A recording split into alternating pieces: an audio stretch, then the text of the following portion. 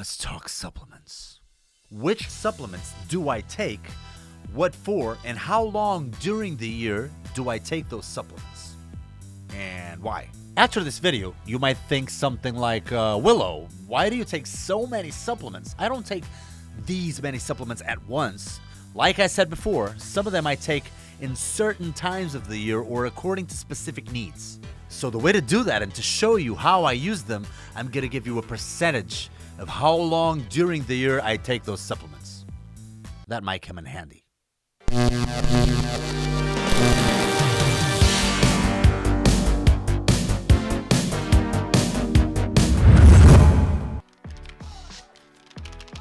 First one, obviously, is the whey. This is the whey.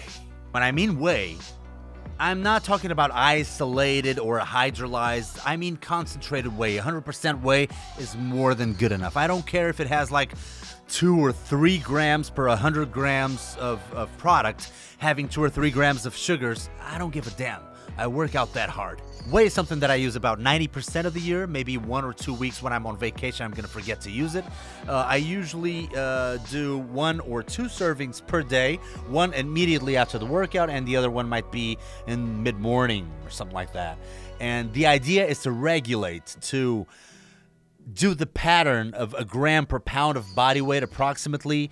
Sometimes I don't do it with food, so I supplement with whey protein so that I can have those numbers matched up. As for the flavors, I'm still waiting for that Coke flavored protein.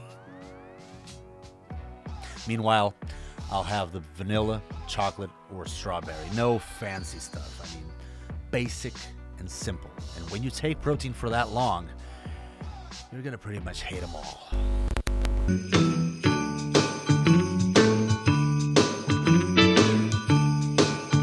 Creatine is one of the most well-researched supplements for performance.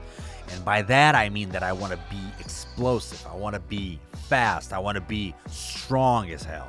So I do take creatine, but I rarely ever do the loading phase. You know, those 20 grams for 4 to 5 days to have a load and then only maintenance phase for 5 grams. I start with the maintenance phase. Anyways, you're gonna have enough creatine in the long run in order to get the good results. So you don't really need the loading phase. I'm gonna say that I do it 60 to 70% of the year. Next one, BCAAs.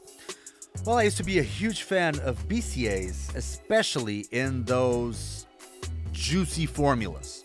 So when you're during the workout and you have an intro workout that's made out of BCAAs and it tastes like apple or grapefruit or something, it tastes really good while you're doing the workout. However, I started having this little problem, which was sometimes during the workout you get a little dry in your mouth and you want water because water helps you salivate. It's going to be kind of gross. But when you take those BCAAs, it usually dries your mouth a little more, and you get like those. It's like you want to throw up. Does that ever happen to you? It happens to me every once in a while. So I actually started not using the BCAAs as much, and some new research has found that BCAAs are maybe not that useful. However, if you have a huge load, or if you're doing 2 workouts in a row, if you're maybe doing bodybuilding and right next you're gonna go to do some kickboxing or whatever, you wanna have some good amino acids in your bloodstream, you might want to use them. So anyways, I used to do it about 50% of the time during the year, but now I'm doing it only about 20% because I like the flavor. Beta-Alanine. I use Beta-Alanine about 30% of the year because it really helps me when I'm trying to have a lot more stamina in my muscles. And basically the difference between endurance and stamina is what you have in your muscles. So if you want to do 100 push-ups in a row, what usually fails first is the muscle and not the lungs. So the difference between cardiorespiratory endurance and stamina is exactly that. So if you want a little bit more stamina because you still want to have some muscular explosion after about 30-45 seconds to even a minute, Beta-Alanine is really going to help you because it's going to neutralize the effects of lactic acid on your muscles. However, it does give you that little prickling sensation that I'm never going to get used to. É. Pera aí, puto. Oh, caralho, puto. Foda-se pra este gajo. Piçarra, ajuda aqui, meu.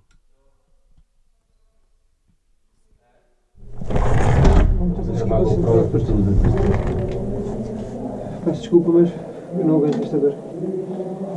Não há cremes, pai, não. Não há cremes. Now, I used to take multivitamins, but this was the shotgun approach, where I was like, if I'm lacking any one vitamin, I'm gonna use them all. So I'm gonna do the shotgun approach. But I realized that if you have some blood tests, you're gonna find out for sure which vitamins you're lacking. If you're lacking 1 or 2 vitamins, you can isolate the portions and the supplementation. So, for example, I get a lot of sunlight, especially during the spring and the summers, so I might use vitamin D only half of the year, 50%, when I'm not using or having or receiving that sunlight.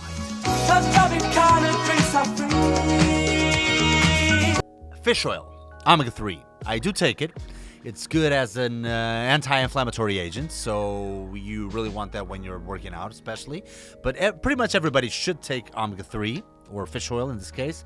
It does stink of fish when you burp, and that's not very pleasant, but yeah, I forget to take it every once in a while. But we have really good fish here in Portugal, so I kind of counterbalance it with a lot of good fish content and food. So because I do forget it, I would say 30% of the year.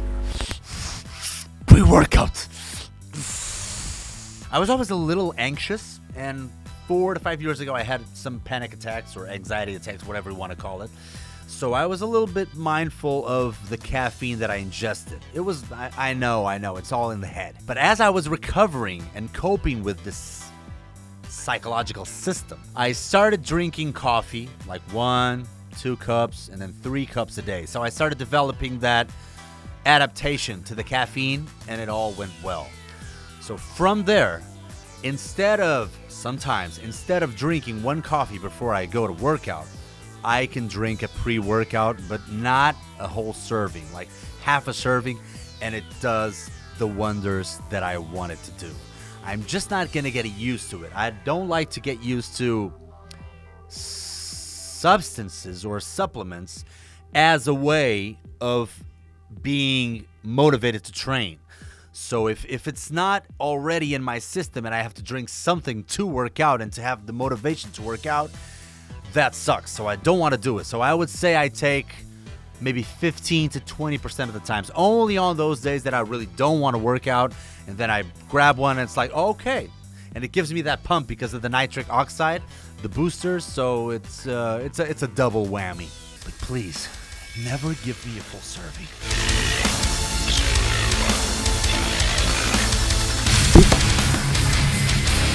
Soup, tomato soup, 275 calories. Yeah! Scoop of whey. Is it chocolate or is it strawberry? That's very important. Strawberry. 160. Yeah!